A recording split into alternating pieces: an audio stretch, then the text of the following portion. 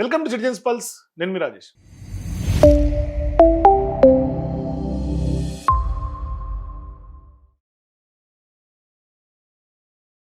ఇవాళ తెలంగాణలో జరుగుతున్నటువంటి రాజకీయం చూస్తుంటే, రాజకీయ పార్టీల యొక్క వర్షన్స్ వింటుంటే నిజంగా ఒక రకంగా చి ఇదా రాజకీయం ఇక్కడ జరుగుతుంది అని అనిపించక మానదు. సిగ్గేస్తుంది నిజంగా రాజకీయ నాయకుల్ని, రాజకీయ పార్టీలని చూస్తూ ఉంటే. ఎందుకు అంటే వాళ్ళ స్వార్థ రాజకీయాల కోసం ఇవాళ దేశమంతా బండి సంజయ్కి సంబంధించినటువంటి తనయుడు బండి భగీరథ్ గురించి మాట్లాడుతూ ఉంటే, వీళ్ళు ఇక్కడ అధికార పార్టీలు వాళ్ళు కొమ్ముగాస్తూ నిందితులకు శిక్షలు పడకుండా, అరెస్టులు చేయకుండా కొమ్ముగాస్తుంటే వాళ్ళకు ఒత్తాసు పలుకుతున్నారు. తెలంగాణలో ఇవాళ జరుగుతున్నటువంటి రాజకీయం ఏంటంటే, ప్రతిపక్ష పార్టీగా ఉన్నటువంటి బీఆర్ఎస్ పార్టీ ఇవాళ పెద్ద ఎత్తున బండి సంజయ్కి సంబంధించినటువంటి తనయుడి మీద శిక్ష పడాల్సిందే అని మహిళా సంఘాలు డిమాండ్ చేస్తున్నాయి. తెలంగాణ ప్రజలు డిమాండ్ చేస్తున్నారు. ప్రతిపక్ష పార్టీగా బీఆర్ఎస్ పార్టీ కూడా డిమాండ్ చేస్తుంది. ఇది అక్కడ ఆ బాధిత అమ్మాయి ఎవరైతే మైనర్ గర్ల్ ఉందో ఆ గర్ల్కి న్యాయం జరగాలి, ఆ కుటుంబానికి న్యాయం జరగాలి అనేది సుస్పష్టంగా ఇవాళ ప్రతి ఒక్కరూ మాట్లాడుతూ ఉన్నారు.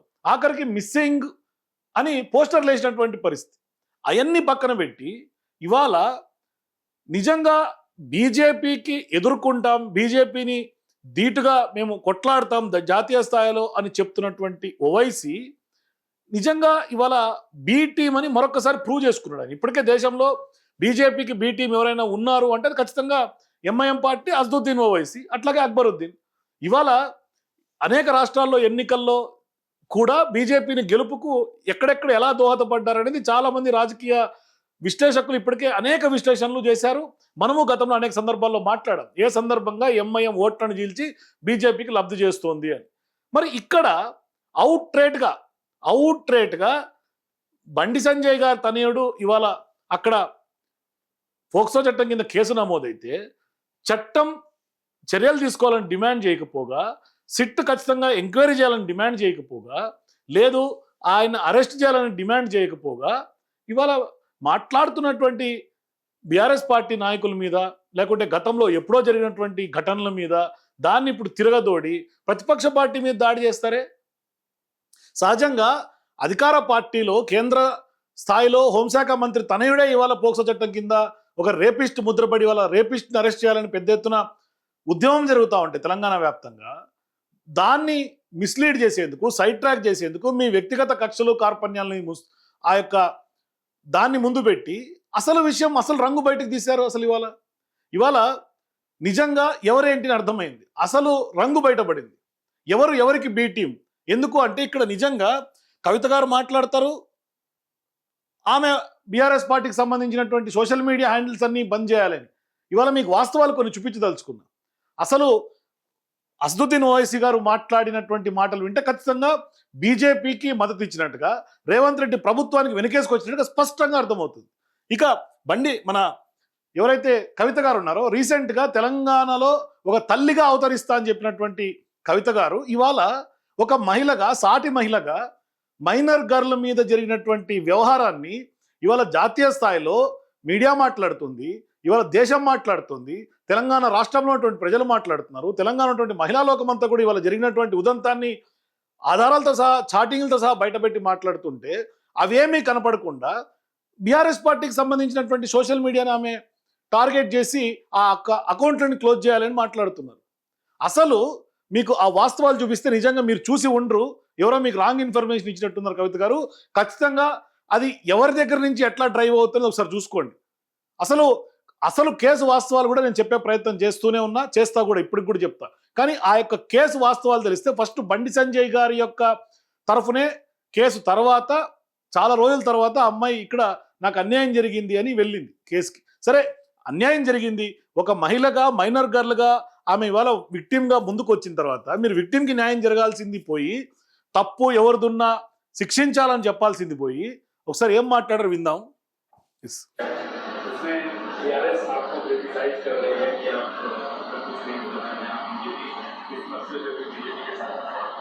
मैं के चंद्रशेखर राव साहब से एक गुजारिश कर रहा हूं कि आपकी पार्टी की भागदौड़ आप अपने हाथ में ले लो।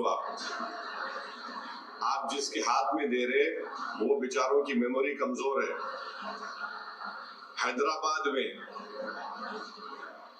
जुबली हिल्स कॉन्स्टिट्यूंसी में एक मशहूर मंदिर है, वहां पर एक बच्ची से इस तरह की हरकत हुई थी। ఇక్కడ ఇవాళ బీఆర్ఎస్ పార్టీ ప్రతిపక్షంలో ఉంది. ఆనాడు అధికారంలో ఉన్నటువంటి సందర్భంగా 2022లో జరిగినటువంటి జూబ్లీహిల్స్ పెద్దమ్మ టెంపుల్ సమీపంలో జరిగినటువంటి ఒక ఘటనని ఇప్పుడు తెర మీద తీసుకొచ్చి దాన్ని ఇప్పుడు తిరగదోడి బీఆర్ఎస్ పార్టీ ప్రతిపక్షం పార్టీ మీద దాడి చేయాల్సినటువంటి అవసరం ఇవాళ ఓవైసీకి ఎందుకు వచ్చింది? అసలు ఇవాళ మాట్లాడుకుంటున్నటువంటి జరిగినటువంటి ఘటన పోస్కో చట్టం కింద కేసు నమోదైతే దాని మీద చర్యలకు డిమాండ్ చేయకపోగా 5 రోజులు అయిపోయింది. ఏది కేసు నమోదైపోయి ఇప్పటిదాకా సైలెంట్గా ఉండిపోయారు. మరి ఇవాళ ఆ యొక్క నిందితుడికి మద్దతుగా ఓవైసీ గారు ఒకవైపు మాట్లాడుతున్నారు, కవిత గారు ఒకవైపు మాట్లాడుతున్నారు. ఆ రోజు కేసు ఏమైందంటారు? ఎస్, మీరు జూబ్లీహిల్స్ కేసు మీరు ముందు పెట్టారు కదా. నేను ఇదే చెప్తా ఉన్నా, జూబ్లీహిల్స్ కేసులో ఆనాడు మాట్లాడినటువంటి రఘునందన్ రావు గారైనా, ఆనాడు మాట్లాడినటువంటి రేవంత్ రెడ్డి గారైనా, ఆనాడు మాట్లాడినటువంటి బండి సంజయ్ గారైనా వాళ్ళ స్టేట్మెంట్స్ ఒకసారి విని ఆ రోజు ఏం స్టేట్మెంట్స్ ఏం డిమాండ్ మీరు చేశారో అయ్యే డిమాండ్లను ఇవాళ మీరు చేయండి. కేంద్రంలో అధికారంలో ఉన్నారు, కేంద్రంలో మీరు హోంశాఖ సహాయ మంత్రిగా ఉన్నారు బండి సంజయ్ గారు, ఇవాళ రాష్ట్రంలో రేవంత్ రెడ్డి గారు సీఎం ఉన్నారు. మీరు వాళ్ళిద్దరికి సహకరిస్తున్నారు కదా, మీ స్టేట్మెంట్ చూసి సహకరిస్తున్నట్టుంది కదా. ఎస్, ఆ రోజు ఏం డిమాండ్ చేశారు అవే మీరు ఇవాళ చేయమని చెప్పండి. బాధితురాలకు న్యాయం జరుగుతుంది కదా. అట్లయినా కనీసం మీరు అది మాట్లాడకుండా ఇవాళ బీఆర్ఎస్ పార్టీ హయాంలో జరిగినటువంటి దాన్ని తీసుకొచ్చి అంటే వాళ్ళు చేశారు మేము చేస్తాము, లేకుంటే అప్పుడు జరిగింది ఇప్పుడు ఇట్లా జరుగుతోంది, ఇది ఎక్కడ ఎందుకు వేసుకురావటం, ఇది ఎక్కడ రాజకీయం నాకు అర్థం కాదు. ఇక కవిత గారు చూడండి. వాళ్ళు ఒక ట్వీట్ వేసేసి మొత్తం సమస్యను ఏదో పరిష్కారం చేసినాము అనేటటువంటి ఆలోచనతోని అవాకులు చెవాకులు నా మీద వాగుతున్నటువంటి సందర్భాన్ని మనం చూసాం. ఒక ఆడపిల్ల విషయం వచ్చినప్పుడు, అది కూడా ఒక మైనర్ అమ్మాయి విషయం వచ్చినప్పుడు సమాజంలో బాధ్యతాయుతమైనటువంటి ప్లేస్లో ఉన్న ప్రతి ఒక్కరం కూడా కొంత సంయమనం పాటించాలి. సోషల్ మీడియాలో ఏది పడితే అది బాగితే ఆడపిల్లలకి ఎక్కువ నష్టం జరుగుతుంది. మన సమాజం చూసారా, ఇప్పుడు ఆడపిల్లకు న్యాయం జరగాలని డిమాండ్ చేయకపోగా ఆడపిల్లకి ఎక్కువ నష్టం జరుగుతుందట. ఇది కవిత గారు ఇవాళ తల్లి పాత్ర పోషించినటువంటి కవిత గారు ఇవాళ చెప్తున్నటువంటి మాటలు. దీన్ని ఎట్లా అర్థం చేసుకోవాలి? ఇవాళ నిజంగా ఆమె ఒక బాధ్యతాయుతమైనటువంటి పదవిలో ఉండి సంయమనం పాటించాలంట. సోషల్ మీడియాలో ఎట్లా పడితే అట్లా మాట్లాడొద్దంట, ఎట్లా పడితే అట్లా పోస్టులు చేయొద్దంట. ఇది ఆమె చెప్తున్నటువంటి మాట. ఇప్పటికి కూడా రేపు పొద్దున బండి సంజయ్ గారి అబ్బాయి దోషి కాదు అని తేలినా, దోషి అని తేలినా సమాజం మగపిల్లల్ని క్షమిస్తుంది, కానీ ఆడపిల్లలకి మాత్రం కంప్లీట్ గా లైఫ్ బర్బాద్ అయ్యే పరిస్థితి ఉంది. చూసారా కవిత గారు ఏమంటున్నారు? బండి సంజయ్ గారి కొడుకు తప్పు చేయకపోయినా చేసినా అమ్మాయి ఎక్కువ లైఫ్ బర్బాద్ అవుతుందట. చూడండి ఎట్లా కవర్ చేసి మాట్లాడుతున్నారు. బీఆర్ఎస్ పార్టీ సోషల్ మీడియా చేస్తున్న అత్యుత్సాహంతో ఏం జరిగింది? బండి సంజయ్ వారి సైడ్ నుంచి వాళ్ళు ఆడపిల్ల మొత్తం వీడియోలు, ఫేస్లు, ఫోటోలు మొత్తం బయట పెట్టారు. అంటే ఒక అమ్మాయి, ఆమె మైనరో కాదో అనేటటువంటి చర్చ ఉంది. ఆ అమ్మాయి జీవితాన్ని నాశనం చేయడానికి వాళ్ళ డైరెక్ట్ గా బీఆర్ఎస్ పార్టీయే కారణం. ఏం అవసరం ఉందా? అరే మీకు తెలవక అడుగుతా, బీఆర్ఎస్ పార్టీకి సంబంధించినటువంటి అత్యుత్సాహం అట సోషల్ మీడియాలో. అత్యుత్సాహం ఏంటి అంటే, ఒక బాధిత మహిళ, మైనర్ గర్ల్ ఇవాళ అక్కడ నాకు న్యాయం చేయండి అని కంప్లైంట్ ఇస్తే కంప్లైంట్ తీసుకునే పరిస్థితిలో జాప్యం, ఎఫ్ఐఆర్ నమోదులో జాప్యం, ఆఖరికి ఆ అమ్మాయి క్యారెక్టర్ ట్రాన్సాక్షన్ చేస్తారు, ఆఖరికి ఆ అమ్మాయి మైనరా మేజరా అని మీరే డిసైడ్ చేసి మాట్లాడతారు. ఇన్ని ఆ అమ్మాయి మీద, అమ్మాయి కుటుంబం మీద ఇంత బరితెగించి దాడి చేస్తూ ఉంటే కేంద్ర హోంశాఖ సహాయ మంత్రికి సంబంధించినటువంటి యొక్క కొడుకు మీద కేసు పెట్టాలంటే ఎంత గట్స్ ఉండాలా, నిజంగా ఎంత ధైర్యంతో అమ్మాయి ముందుకు వచ్చి ఉండాలా. ఇవాళ నా జీవితం బర్బాద్ అయిపోతుందనో లేకుంటే ఇంకోటో మరోటో ఈమె చెప్పినట్టుగా ఆలోచన చేసి ఉంటే ఇవాళ కేసే ఉండేది కాదు కదా. ఇవాళ బీఆర్ఎస్ పార్టీకి సంబంధించినటువంటి నాయకత్వం అమ్మాయికి న్యాయం చేయాలని కోరుకుంటోంది. మరి ఆనాడు జరిగినటువంటి వ్యవహారాన్ని ముందు పెట్టి మీకు మాట్లాడడానికి హక్కు లేదంటే ఎట్లా? అసలు దానికి దీనికి ఏంటి సంబంధం? అట్లాగే ఇవాళ చెప్తాను, ఒకసారి చూడండి. ఆడపిల్ల జీవితం నాశనం అవడానికి కారణం ఎవరు? ఎందుకు అమ్మాయి ఫోటోలు బయటికి రావాలి, అమ్మాయి వీడియోలు బయటికి రావాలి? నేను పోలీస్ శాఖ వారిని కోరుతా ఉన్నాను, ఎవరెవరైతే ఆ అమ్మాయి ఫోటోలు, వీడియోలు పోస్ట్ చేసిందో ఆ సోషల్ మీడియా అకౌంట్స్ బ్లాక్ చేయండి, వారిని ఖచ్చితంగా అరెస్ట్ చేయండి. మీ ముఖ్యమంత్రి మీద ఒక చిన్న పోస్ట్ పెడితే ఇవాళ ఎక్కపోయి అరెస్ట్ చేస్తున్నారు. కాబట్టి ఒక ఆడపిల్ల జీవితాన్ని నాశనం చేసేటట్టుగా పోస్టులు పెట్టి, వీడియోలు పెట్టి, వాళ్ళ ఫ్రెండ్స్ తో ఉన్నప్పటి ఈ ఫోటోలు అన్ని బయట పెట్టినటువంటి అకౌంట్స్ ని బ్లాక్ చేయాలి. సో ఖచ్చితంగా ఆ యొక్క అమ్మాయికి సంబంధించినటువంటి ఫోటోలు రివీల్ చేసిన, పేరు రివీల్ చేసిన మైనర్ కాబట్టి ఖచ్చితంగా ఆ యొక్క బాధితుల యొక్క ప్రైవసీని ఖచ్చితంగా గోప్యంగా ఉండాలి అని సుప్రీంకోర్టు నిబంధనలు ఉన్నాయి కాబట్టి ఖచ్చితంగా అటువంటి పోస్టులు కానీ అటువంటి ఫేసులు కానీ డైరెక్ట్గా పోస్ట్ చేస్తే ఖచ్చితంగా వాళ్ళ మీద పోక్సో చట్టం కింద కేసులు పెట్టాల్సింది. దీనికి మనం కూడా సమర్థించాలి. కానీ ఇక దీని ముసుగులో ఇవాళ ఎవరు ట్వీట్ చేసినా ఎవరు పోస్ట్ పెట్టినా మీరు రేవంత్ రెడ్డి గారు ప్రభుత్వం నిమిషాల్లో అరెస్టులు చేస్తున్నారు కదా, మరి మీరు బండి భగీరథ్ అరెస్ట్ చేయాలని డిమాండ్ చేయాలా? అది వదిలేసి సోషల్ మీడియాలో పోస్టులు పెట్టిన వాళ్ళు డిమాండ్ అరెస్టులు చేయండి అంటే ఇది ఎక్కడ? అసలు సోషల్ మీడియాలో పోస్టులు ఎవరు పెడుతున్నారు తెలుసా? అసలు అమ్మాయి ఫేసులు ఎవరు రివీల్ చేస్తున్నారు తెలుసా? దీని గురించి మీరు ఎందుకు మాట్లాడట్లేదు? ఇది చూడండి, నేను మీకు ఆధారాలు చూపిస్తున్నా. హిందూ ధర్మ సమ్మేళన సమితి ఈ యొక్క గ్రూప్లో ఇది చూడండి, అమ్మాయి ఫోటోతో ఉన్నటువంటి వాటిని హనీ ట్రాప్ అని చెప్పి కేసుని మిస్లీడ్ చేసి దాన్ని ఏఐతో ఒక పోస్టర్ డిజైన్ చేసి పోక్సో కేసులో షాకింగ్ ట్విస్ట్ అని చెప్పి ఆ అమ్మాయి ఫోటోని ఇక్కడ రివీల్ చేశారు. అమ్మాయి మైనరా కాదు మేజరే అని వాళ్ళు కంక్లూజన్ తీసుకెళ్లారు. దాంట్లో బీజేపీ స్టేట్ ఆఫీస్ కూడా ఒక వన్ ఆఫ్ ది ఈ గ్రూప్ మెంబర్. అట్లాగే ఇదే హిందూ ధర్మ సమ్మేళన సమితి గ్రూప్లో ఆ అమ్మాయి కార్లో ప్రైవేట్గా ఉన్నటువంటి వాళ్ళ ఫ్రెండ్స్తో ఉన్నటువంటి వీడియోలు వితౌట్ బ్లర్, నేను బ్లర్ చేసిన దాన్ని, మనం చూపించకూడదు కాబట్టి బ్లర్ చేసినాం, అమ్మాయి ఫేస్ని రివీల్ చేయకూడదు కాబట్టి. చూడండి, మన ఫోక్సో పిల్లకి సిగరెట్ అలవాటు కూడా ఉందిరో అని అక్కడ రౌండ్ వేసి మరీ పెట్టింది. అంటే ఇప్పుడు దీన్ని ఎవరు మిస్గైడ్ చేస్తున్నారు, ఎవరు మిస్ట్రాక్ చేస్తున్నారు? ఇది ఆ అమ్మాయిని అంటే బండి భగీరథ్ని కాపాడే ప్రయత్నంలో, బండి భగీరథ్ని వెనకేసుకొచ్చే ఉద్దేశంలో ఈ అమ్మాయి క్యారెక్టర్ని అసాసియేషన్ చేసి అప్పుడు ఆనాటి ఫోటోలు వీడియోలు ఇవన్నీ బయట పెడుతున్నటువంటి పరిస్థితి. అది బండి వర్గం వాళ్ళే. నేను ఇంకొక పోస్టర్ చూపిస్తా. ఇవాళ ఆమె కళ్ళు తాగుతున్నటువంటి ఫోటో ఒకటి, బండి బలగం అని, అట్లాగే బండికి సంబంధించినటువంటి అవుట్ రేట్గా బండికి సంబంధించినటువంటి ఫాలోయర్స్ పేజీలో, ఇన్స్టాలో, సోషల్ మీడియా హ్యాండిల్స్లో చక్కర్లు కొడుతోంది. ఇప్పుడు ఇది చూడండి, ఈ ఫోటో చూడండి మీరు. ఇంత క్లియర్గా బండి భగీరథ్ వెనకేసుకొచ్చేందుకు బండికి సంబంధించినటువంటి ఆ యొక్క మైనర్ గర్ల్ ఇప్పుడు ఎవరైతే విక్టిమ్ ఉన్నారో ఆమెను కూడా ఇవాళ మీరు ట్రోల్ చేస్తున్నారు అంటే ఇక దీన్ని ఎట్లా అర్థం చేసుకోవాలి? అదట్లా ఉంటే వాళ్ళందరూ ఫ్రెండ్సే అని బండి సంజయ్ గారు ఒప్పుకుంటున్నారు. ఆయన మాట మాటకి నిన్న మాట్లాడినటువంటి స్పీచ్ల్లో పొంతం లేదు. ఒకసారి చూడండి అయింది. నా శిరస్సు మీద అమ్మవారి ఆశీస్సులు అన్న, ఇక్కడ భయపడే ప్రసక్తి లేనా? ఆంజనేయ స్వామికి నిప్పు పెడితే అదే నిప్పుపై లంకను మొత్తం ఎట్లా దానం చేసిందో ఇలా బండి సంజయ్ని గెలికిన వాళ్ళ మీరు పట్టిన నిప్పు ఒక ఆంజనేయ స్వామి లాగా ఈ దళారుల వ్యవస్థను, ఈ అక్రమ వ్యవస్థను, ఈ కుటుంబ వ్యవస్థను, ఈ అవినీతి వ్యవస్థను పక్కా దగ్ధం చేస్తా. చూడండి, అసలు మ్యాటరు, అసలు బండి సంజయ్ గారు అంత ఆవేశంగా మాట్లాడుతున్నారు కదా, ఇప్పటికి కూడా ఇంకా కొడుకు ఎదురుకేసుకొచ్చే పరిస్థితి కనిపిస్తుంది.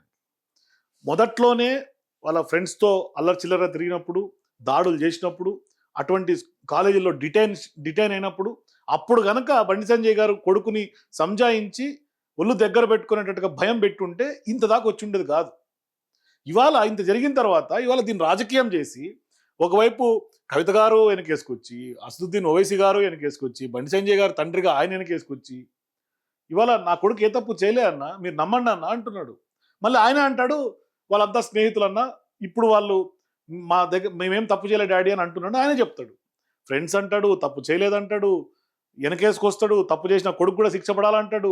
సో ఇప్పుడు ఆ వాదనలు అదంతా విన్న తర్వాత నిజంగానే ఇప్పుడు కవిత గారు కానీ ఓవైసీ గారు కానీ చేసినటువంటి వ్యాఖ్యలు నిజంగా ఎవరికి బీటీఎం అని అనిపించదా? ఎవరు ఒత్తాసు పలుకుతున్నారు అని స్పష్టంగా మనకి ఇట్లా అర్థమైపోతుంది కదా. ఒకసారి డాట్స్ అన్ని కనెక్ట్ చేసుకుంటే ఇవాళ కాంగ్రెస్ బీజేపీల మధ్య ఆ యొక్క గొంతుకు కవిత గారు కూడా కలిసి మాట్లాడుతున్నటువంటి పరిస్థితి. అంటే బాధితురాలు వయసుపై కూడా ఆమె ఇండైరెక్ట్గా మాట్లాడి ఇవాళ సేమ్ బండి వర్గీయులు ఏదైతే వాదన తీసుకొచ్చారో అదే వాదనలేక ఆమె కూడా మాట్లాడుతున్నటువంటి పరిస్థితి. కనీసం ఆమెకి ఎవరు పోస్టులు చేశారు, ఎవరు పోస్టులు చేస్తున్నారు, ఏ అకౌంట్లో పోస్టులు అవుతున్నాయని కూడా క్రాస్ చెక్ చేసుకోవట్లే. అంటే కనీసం ఆ యొక్క భగీరథకు శిక్ష పడదు, ఇప్పటిదాకా అరెస్ట్ చేసే పరిస్థితి లేదు. కనీసం ఇవాళ గతంలో కేసీఆర్ గారికి ఇచ్చినటువంటి నోటీస్ ఎట్లయితే ఇంటికి అంటించారో ఇవాళ పోక్సో చట్టంకి 24 గంటల్లో అరెస్ట్ జరగాలన్నటువంటి నిబంధనలు ఉన్నప్పటికీ కూడా ఈవెన్ అసాల్ట్ చేసినా, లైంగికంగా వేధించినా కూడా పోక్సో చట్టం కింద కేసు పెడితే అరెస్ట్ చేయాలి. మరి ఇంత జరిగిన తర్వాత ఇవాళ అరెస్ట్ చేయకుండా నోటీసులు ఇచ్చి రమ్మంటే కూడా రాలే కదా. మరి చట్టం ముందు సహకరించాలి కదా కేంద్ర హోంశాఖ సహాయ మంత్రి కొడుకు. మరి సహకరించకుండా ఇప్పుడు ఆ బాలిక ఫోటోలను లీక్ చేస్తున్నటువంటి బీజేపీని వదిలేసి బీఆర్ఎస్ పార్టీ సోషల్ మీడియా హ్యాండిల్స్ని బ్లాక్ చేయాలి అని మాట్లాడితే ఎవరికి ఒత్తాసు పలికినట్టు కవిత గారు? ఇవాళ కవిత గారైనా ఓవైసీ గారైనా మాట్లాడుతున్నట్టు విధానం చూస్తే అంటే పోక్సో కేసుపై పోరాటం కరెక్ట్ కాదు అనేది చెప్తున్నారు వాళ్ళు. ఇండైరెక్ట్గా డైరెక్ట్గానే చెప్తున్నారు. అంటే అమ్మాయి మైనర్ అనే విషయం పైన కూడా చర్చ జరుగుతోంది అనే అంశాన్ని కూడా వాళ్ళు చెప్తున్నారు. ఇది యాక్చువల్గా బీసీ నినాదం అని హడావిడిగా పార్టీ పెట్టినటువంటి కవిత గారు బీసీ బాలిక పైన జరిగినటువంటి అఘాయిత్యం నిజంగా పట్టదా అనే ప్రశ్న ఇవాళ ప్రజలందరూ కూడా చర్చించుకుంటున్నారు. ఇదే బాటలో ఇప్పుడు ఓవైసీ మాట్లాడటం, భగీరథ పోక్సో కేసు పైన 5 రోజులుగా మౌనంగా ఉండటం, హఠాత్తుగా ఒక్కసారిగా వీళ్ళిద్దరూ తెర మీదకి రావటం, బీఆర్ఎస్ పార్టీ పైన విమర్శలు చేయటం, మరి ఇక్కడ బీజేపీని కాంగ్రెస్ పార్టీని వెనకేసుకురావటం, మరి మైనర్ బాలిక తరఫున మాట్లాడాల్సినటువంటి బాధ్యతాయుతమైనటువంటి పార్టీలుగా ఉండి కాంగ్రెస్ బీజేపీని వెనకేసుకొస్తున్నటువంటి ఓవైసీ గారిని లేదంటే కవిత గారిని చూసిన తర్వాత నిజంగా ఎవరికి బీ టీం? దేశమంతా తిరిగి మోదీపై పెద్ద ఎత్తున కదం తొక్కి చిందులేసినటువంటి అసదుద్దీన్ ఓవైసీ గారికి నిజంగా ఇప్పుడు అవకాశం వచ్చింది కదా రాష్ట్రంలో. మరి రాష్ట్రంలో బీజేపీని నిలదీయాల్సినటువంటి అవసరం ఉంది కదా.